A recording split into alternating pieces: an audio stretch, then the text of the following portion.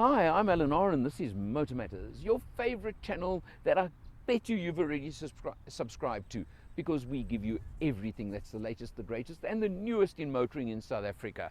And while I'm talking about that, let me just tell you quickly about Change Cars.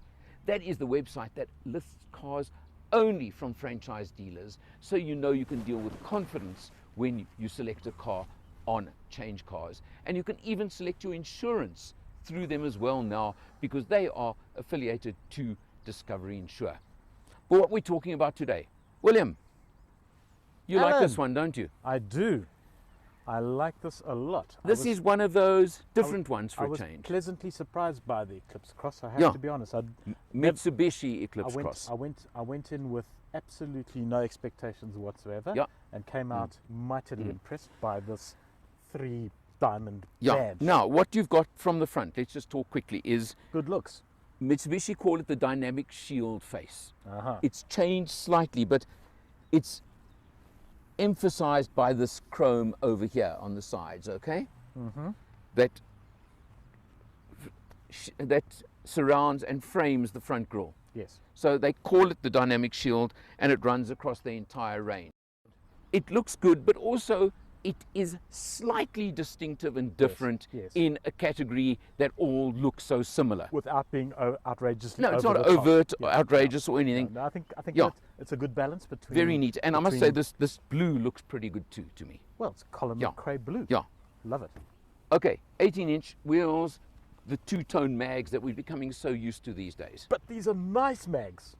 These I like. I approve. I don't know. There's just no accounting for you and what you're up to most of the time. But there you go. They do look very good.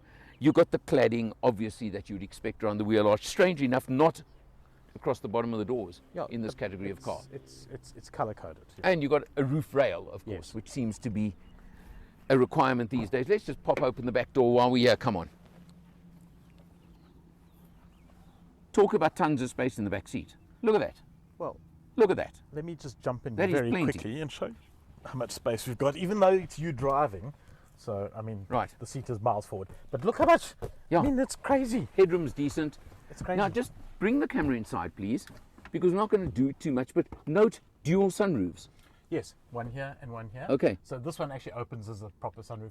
This is just a panoramic, a glass, yeah. Now, you've got a 12-volt there, but you don't have USBs for the back seat in this car. And what is missing also, that James actually pointed out, is the air vents. Yeah. But from the front there, those air vents are pretty strong. It's pretty potent aircon, so it shouldn't make any difference. Quite well, So. Okay, small thing. Leather trim, of course, white stitching on the seats. These are all things you expect. And seats are in the correct position. You can't adjust them. Right. But bring it round to the back. And you can't help but notice this nice big spoiler over the rear tailgate. Yes.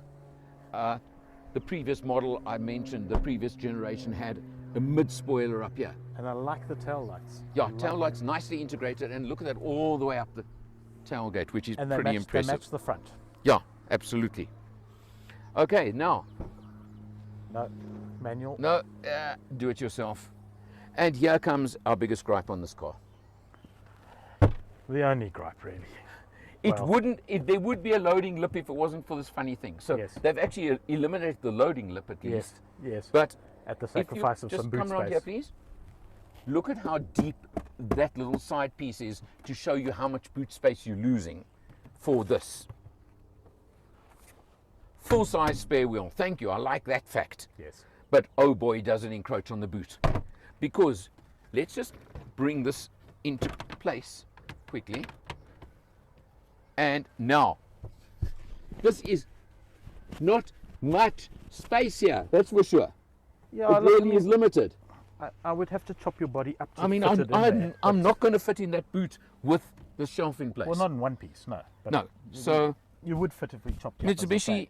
But what's nice about this, actually, is that when the parcel shelf is down... No, out the way, you've got tons of space. You can Although, store stuff. Having said that, wait, I'm going to say to you, the slope of this rear hatch... You stole my thunder. Your boot space is not... If you stand a suitcase up here and close it down, you've got a problem. You're going to break this. So again, if you had the full depth there, it would make a massive difference. Different story. So I'm sorry, Mitsubishi, I've got to complain about that little fact. It's a slight little... Yeah, there's no doubt. But otherwise, the rear is very neat. You've mentioned the lights. It's got it all. I like the skid plate effect over here. And yes. It kind of almost Citroen type little squares on there. You know that? Citroen. Yeah, Citroen. almost. Citroen. Just it struck me now while we're talking. Yeah. But anyway, it really fills a lot of needs. Let's jump inside and we'll check out what you got there. It's a good looking car.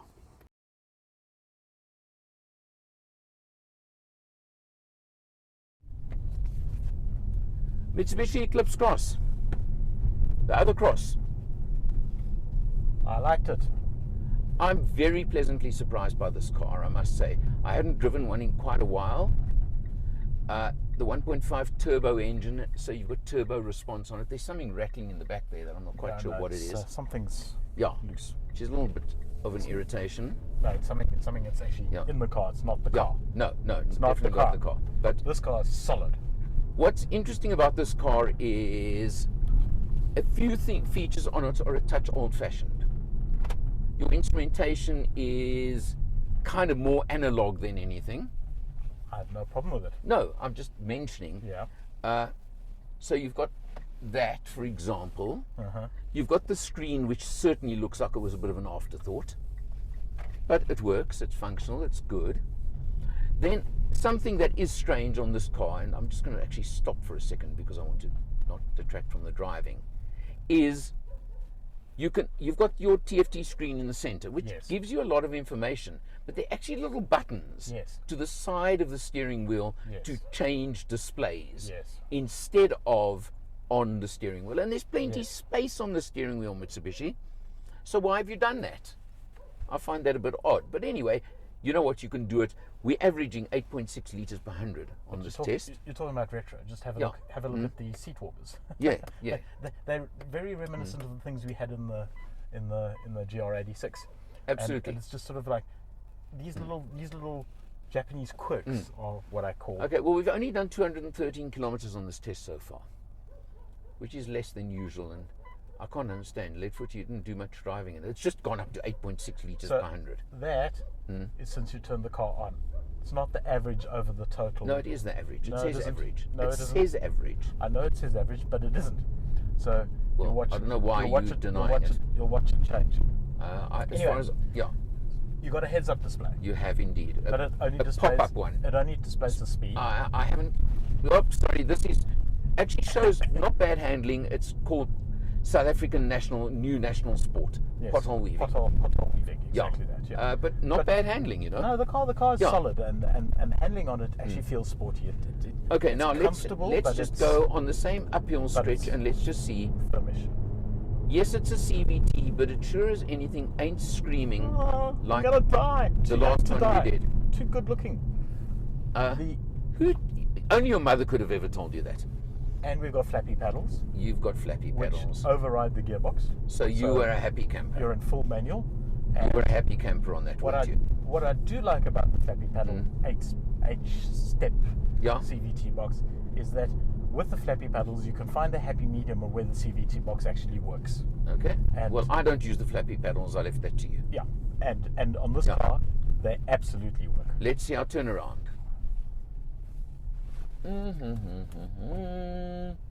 If this log wasn't here, we actually would have made it. Yeah, it's not a tiny turning surface. Okay, it's not reverse camera. It's not massive either. Not the highest definition I've ever seen, but you know what? It serves the function.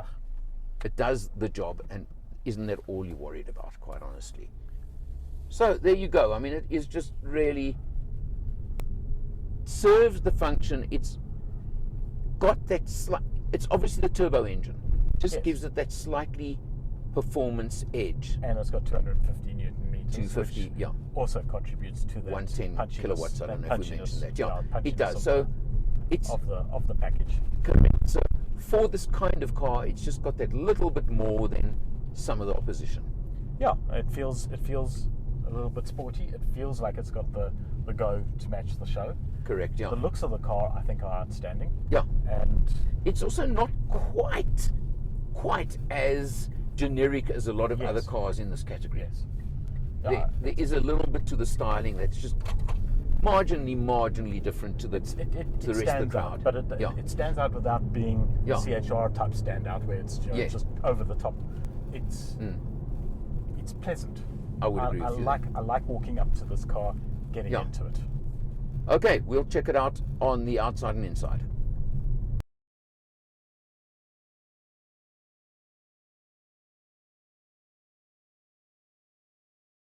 The Mitsubishi Eclipse Cross.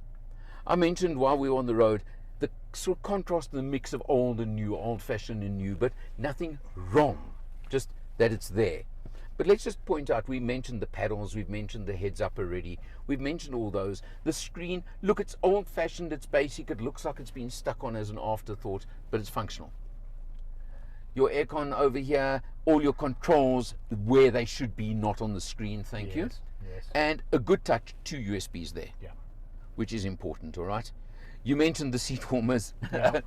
Those switches are about 30 years old, but you know what? They work. Well, and they're there. And they function. as you say, it's a bit of a throwback. Yeah. Did you have a look at the glove compartment? Yeah. Okay, so it's quite deep. Quite deep. You can get your 500ml buddy bottle in there, which is great. I know you're always worried about 440ml. that. Something I just discovered as well that I think is quite nice. Auto up down on all 4 windows. All 4 windows, one touch, auto up and down. Nice feature. Very few cars in this category give you that. Exactly, and it's something oddly enough I look for, because it's a 50-cent switch and they should all just do it. Yeah, but they don't. Head-up display, as you say. Head-up, is there. What I found about this car is that it's actually, everything is revolving around, I hate to say it, you. But in this instance, the driver. It's about the driver. Yeah, no, it is. It's very driver-centric. I found everything just fell naturally to hand. But very comfortable for passengers at the same time. So it is genuinely a family car, and no effect for family. I'm unaccustomed to being a passenger, but yes, it is. You know, and for me, that's where this car stands out. And did you notice the black? Yeah, the piano black, as what they they've call done it, is they've punched it with where you're actually going to use things. Right. So I don't think the surface is going to wear too badly, because you're going I to be hope putting not, stuff because in here. I hope not. But and the silver chromium. I must say, when last did you see a car with a cigarette lighter even? It's just actually got a cigarette lighter still. They smoke like chimneys in Japan. But when last? I haven't seen one in a long time. No, I haven't so seen just one in a long out of interest, you've got your electronic parking brake. Yes, you've got lane depart. You've got blind spot warning. You've got all those things. So you've got the spec you want and need. That's the important part. No, I enjoyed for it. a family. Maybe upgrade that. But, you know, really at the pricing point, but can't fault it. Okay, now competitors. Gee, where does it end? Where does it begin? Where does it end? Lots.